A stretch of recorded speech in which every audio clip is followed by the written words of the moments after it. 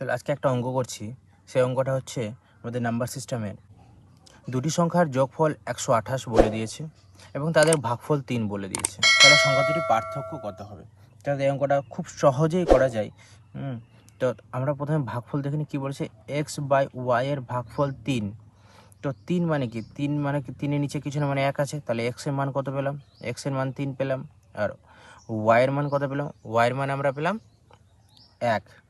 এবার বলেছে দেখো যোগফল 128, তাহলে এক্স আর ওয়াই এর যোগফল আমরা কত পেলাম?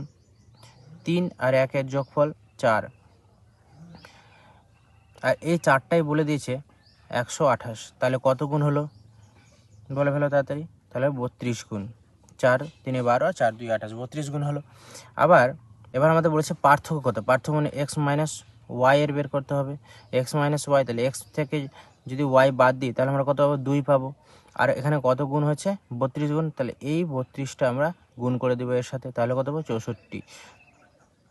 তাহলে আমাদের অপশন ডি উত্তর এখান থেকে। তাহলে বুঝতে পারলে এখানে খুব সহজে একদম জাস্ট 10 সেকেন্ডের মধ্যে উত্তরটা বেরিয়ে যাবে। চলো চ্যানেলটাকে সাবস্ক্রাইব করে নেবে, ফলো করে নেবে। Thank you.